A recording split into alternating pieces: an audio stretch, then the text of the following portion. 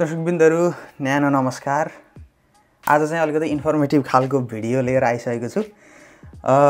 मैले चाहिँ आज नेपालको लाइसेन्सको 70% रुलमा चाहिँ के छ, के गर्दा कसो हुन्छ भन्ने कुरामा डिटेलिङ भिडियो बनाउन गइरहेको छु। अब 70% रुल भनेको 100 मा 70% मार्क्स ल्याएपछि पास भन्ने खालको रुल आइसकेको छ। अलि पहिल्यै हो रुल आएको चाहिँ भिडियो चाहिँ बनाम भनेर आज गर्दैछु मैले है त। अब यसमा चाहिँ मैले तपाईहरुलाई भन्दै जान्छु सबै कुराहरु, जस्तै हाम्रो 8 भयो, न्यारो प्ल्याङ्क, त्यसपछि यु टर्न, अनि हाम्रो ट्राफिक लाइटहरु, त्यो हडल्स वाला बाटो, त्यसपछि र्याम्पमा चाहिँ के गर्दा चाहिँ पोइन्टहरु जान्छ, जस्तै कति पोइन्ट जान्छ, जस्तै -5 मार्क्स अनि -3 2 अब व्हाटएभर हैन, के गर्दा चाहिँ पोइन्टहरु जान्छ र के गर्दा चाहिँ इन्स्ट्यान्टली फेल भइन्छ त। अब जस्तै केही गरियो भने चाहिँ ल फेल सिधै के, त्यो त्यसमा चाहिँ मार्क्स भन्ने हुँदैन। त्यो कुराहरु सबै कुराहरु डिटेलिङमा प्रत्येक स्टेपमा के कसो हुन्छ भन्ने कुराहरु एक्सप्लेन गर्दै यो भिडियो बनाउँछु। यो भिडियो चाहिँ अलिकति चाहिने खालकै त्यो कमेन्टहरु देख्दा यो भिडियो चाहिँ चाहिएको जस्तो फिल भयो मलाई पनि, र अलिकति इन्फर्मेटिभ पनि होला जस्तो लागेर यो भिडियो स्टार्ट गर्न गइरहेको छु। सबै कुराहरु डिटेलिङमा पालै पालो जाम है त, के कस्तो हुन्छ। र मैले चाहिँ यहाँ मेरो आफ्नै ट्रायल प्र्याक्टिस गर्दाको भिडियोलाई चाहिँ रेफरेन्स लिएको छु। अब त्यसैबाट हेर्दै जाउँ है त के हुन्छ।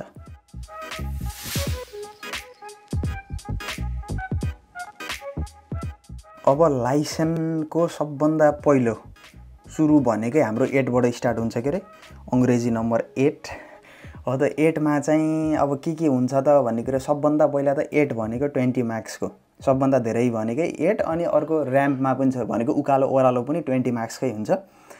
अनि यी दुईटा चीज चाहिँ 20 मार्क्सको हुन्छ। अब 20 मा के कस्तो हुन्छ त, अब पहिला यसो गरौँ, पहिला चाहिँ यो भिडियो हेरौँ मैले 8 मा चाहिँ कसरी लान्छु, त्यसपछि मैले त्यसमा चाहिँ मार्क्स के कसरी जान्छ, डिडक्ट हुन्छ अथवा इन्स्ट्यान्ट फेल चाहिँ कहाँनिर भइन्छ भन्ने कुरा देखाउँछु है त।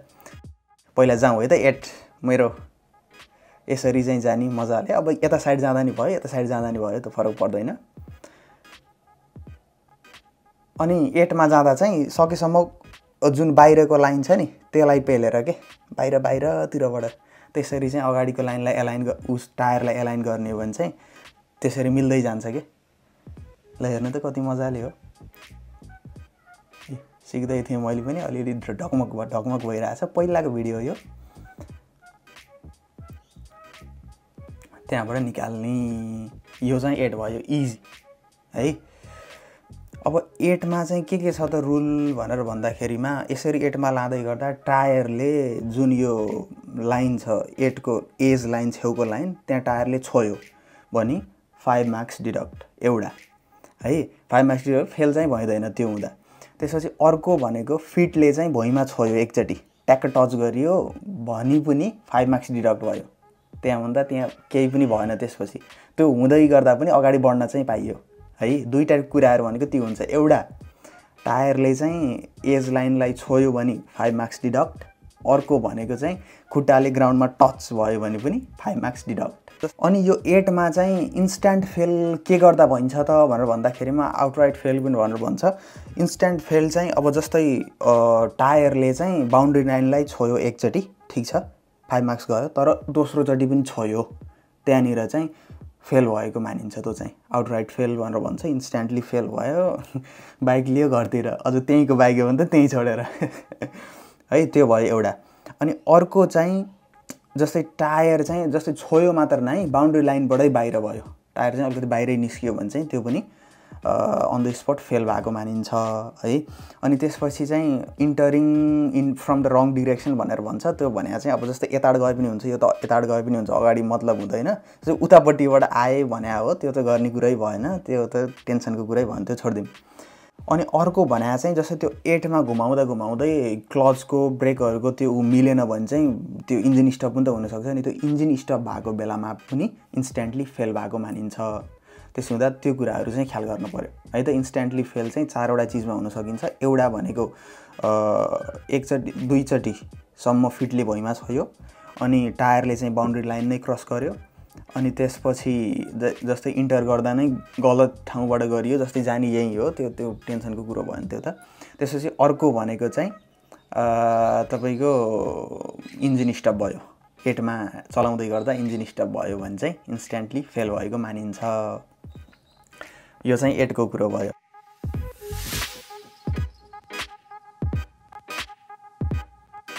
त्यसपछि 8 सकिसकेपछि हाम्रो आउँछ अर्को न्यारो प्ल्याङ्क। यो चाहिँ मलाई खै त्यत्तिकै राखे जस्तो लाग्छ, किन राखेको यो है। अब यो न्यारो प्ल्याङ्कमा चाहिँ पहिला मेरो भिडियो हेरौँ है, त्यसपछि मैले भन्छु। न्यारो प्ल्याङ्क चाहिँ 10 मार्क्सको हुन्छ। न्यारो प्ल्याङ्कमा चाहिँ यसरी मजाले ल हेर्नु त, खुट्टा तल गर्न भएन, अनि धार्जे इजी, डन। यसरी चाहिँ न्यारो प्ल्याङ्क चाहिँ 10 मार्क्सको हुन्छ। अब यसमा चाहिँ मार्क्स काटिनी वर्नी भन्ने केही कुरै छैन, त्यो त्यस्तो मापदण्ड नै छैन। यसमा चाहिँ इन्स्ट्यान्ट फेल हो भनेको, अब फिटले भुइँमा टच गर्यो भने इन्स्ट्यान्ट फेल, भर्खरै इमिडिएट फेल भएको मानिन्छ। त्यसपछि अर्को भनेको चाहिँ अब जस्तै फेलियर टु क्रस द यो के प्ल्याङ्क भनेर भन्छ, भनेको चाहिँ अब चाहिँ प्ल्याङ्क क्रस गर्न सकिएन अथवा टायरले यताउता छोयो भ्याइयो, त्यो न्यारो प्ल्याङ्कको त सिम्पल एज इट इज के, you need to cross the plank भन्ने भने जस्तो के, गएपछि क्रस गर्नै पर्यो है त, इजी छ, यसमा पोइन्ट जाने कुरो हुँदैन, भयो बार इन्स्ट्यान्ट फेल इजी छ, यसको कुरै नगरौँ है।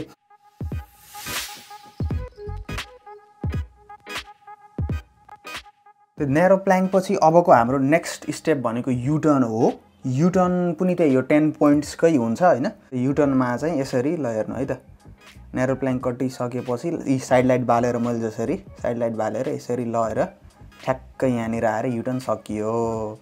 अब युटर्नमा चाहिँ कस्तो हुन्छ भन्दाखेरिमा यसमा मार्क्स जाने भनेको चाहिँ -10 मार्क्स हुन्छ, के नगरे पार साइड लाइट नबाले पार है, सम्झेर साइड लाइट बाल्नु पऱ्यो। -10 भनेको त धेरै छ है, साइड लाइट बाल्नु पऱ्यो। अनि अर्को कुरा इन्स्ट्यान्ट फेल हुन सक्ने भने चाहिँ त्यो युटर्नको जुन यु हुन्छ त्यो बााउन्ड्री लाइनबाट चाहिँ टायर चाहिँ बाहिर क्रस भएको हुनु भएन। टायर चाहिँ बाहिर क्रस गरेछ भने फेरि घरतिर फर्किने है, गर्दा त्यसरी चाहिँ इन्स्ट्यान्ट फेल भइन्छ।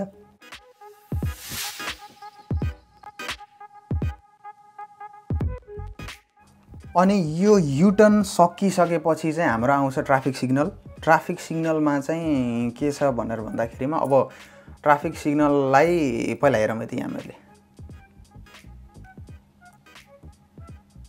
के रेड बोलाएर रहेछ अहिले, रेडमा स्टप, ओरेन्जमा चाहिँ अब रेडी टु स्टप भनेर भन्छ, ग्रिनमा जाने कुरा भयो होइन।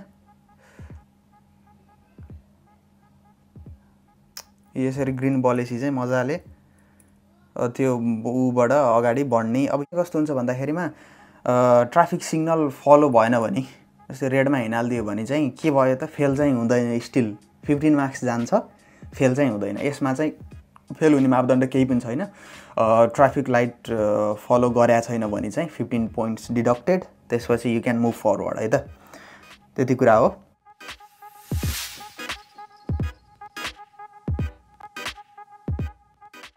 त्यसपछि आउँछ हाम्रो ट्राफिक लाइटको तुरुन्तै न्यारो प्ल्याङ्क, के अरे न्यारो प्ल्याङ्क अरे यो उबड खाबड के हडल्सहरू खुइ खुइ खुइ खुइ हुन्छ, जसरी मैले क्रस गरेँ। यो स्पिड ब्रेकरहरूमा चाहिँ अब जसरी म आएँ त्यस्तै गरी त्यो यसमा चाहिँ के हुन्छ भन्दाखेरिमा पोइन्ट्सहरू डिडक्ट हुने भनेको चाहिँ लाइक 5 मार्क्स डिडक्ट हुन्छ एकचोटि फिटले भुइँमा टच गर्यो भने, अनि अर्को चाहिँ एकचोटि इन्जिन अफै हुँदा पनि 5 पोइन्ट्स मात्रै डिडक्ट हुन्छ, यहाँनिर चाहिँ फेल हुँदैन। अब यहाँ इन्स्ट्यान्ट फेल हुने भनेको चाहिँ खुट्टाले एकचोटि छोयो अनि फेरि पनि छोयो, 2 टाइम्स मोर देन 1 भयो भने चाहिँ इन्स्ट्यान्ट फेल भएको मानिन्छ। अनि अर्को चाहिँ एकचोटि इन्जिन अफ भयो फेरि पनि अफ भयो, 2 चोटिसम्म अफ भयो भने चाहिँ त्यहाँनिर पनि इन्स्ट्यान्ट फेल भएको मानिन्छ। यो न्यारो प्ल्याङ्कमा गाह्रो केही पनि छैन, यसमा चाहिँ बिस्तारै लाने हो, मिलाएर आदिनु पर्दैन, देख्दा त्यस्तो देखिने हो, तर त्यो मजाले जान्छ यहाँनिर बाइक चाहिँ।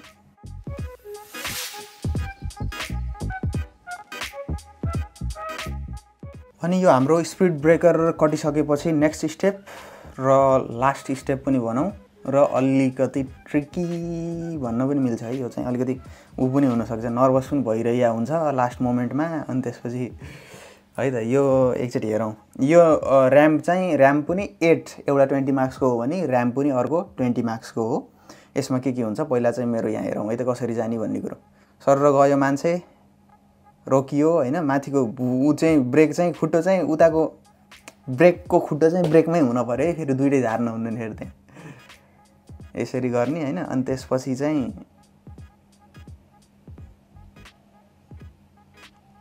ए जा बाबु छिटो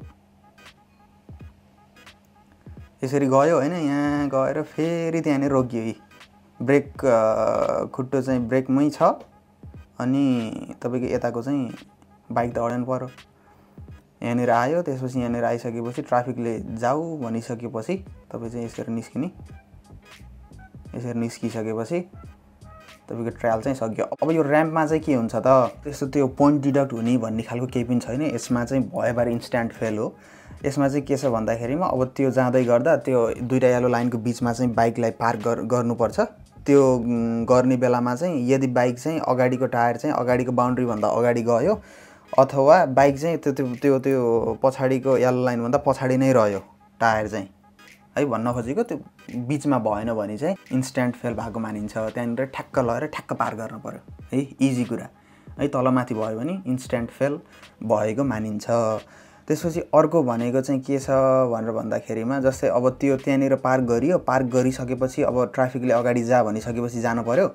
अब जाँदै गर्दा गाडी चाहिँ त्यो क्लच र एक्सिलरेटरको रेसियो नमिलेर हल्का ब्याक भयो, 6 इन्चभन्दा अलिकति तलै गयो भने पनि त्यहाँनिर चाहिँ फेल भएको मानिन्छ। क्लिन हुन पऱ्यो के, सुइँ बाइक चाहिँ सट्ट जानु पऱ्यो कि इजी तरिका जान्छ पनि इजी छ, केही पनि छैन, त्यो प्र्याक्टिस गर्दा गर्दै आइहाल्छ।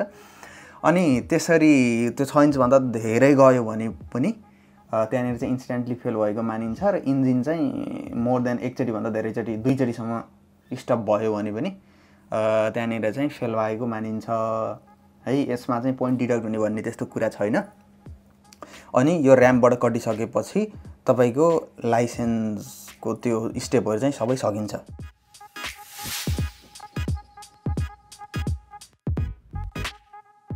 एटहरूमा बाइकलाई नराख्दै तपाईँको ट्रायल स्टार्ट भइसकेको हुन्छ। भन्नुको मतलब बिहेभियरको पार्ट सुरु भएको हुन्छ। बिहेभियर पनि 10 मार्क्सको हुन्छ।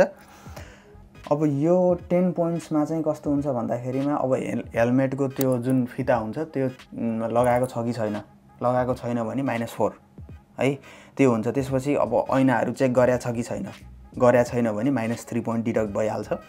अनि त्यसपछि टायर र त्यो त्यो टायर चाहिँ चेक गरेको, इन्सपेक्सन हल्का गरे जस्तो गरेको नगरेकोमा चाहिँ -3 पोइन्ट भने हुन्छ।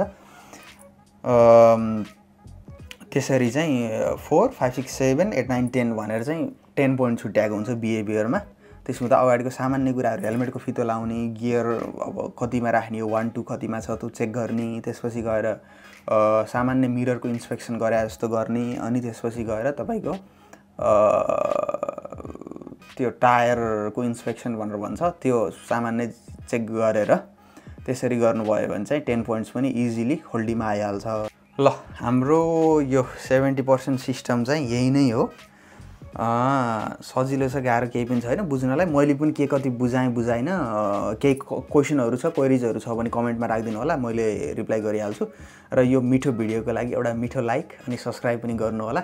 यस्तै दामी भिडियोहरू, इन्फर्मेटिभ भिडियोहरू लिएर आइ नै हाल्नेछु। र क्वेसनहरू छन् भने चाहिँ कमेन्टमा राखिदिनु। र लाइसेन्स निकाल्न चाहिँ केही पनि गाह्रो छैन। 2-3 चोटि जाने, प्र्याक्टिस गर्ने, मजाले प्र्याक्टिस गर्ने। अनि वहाँ गएर ट्रायलको दिनमा चाहिँ डराउनु हुँदैन, मजाले चिल पारामा चलाएपछि भइहाल्छ। सो द्याट्स अल आजको भिडियोको लागि। Thanks for watching. जय शम्भो। ब्याकअप है हाम्रो।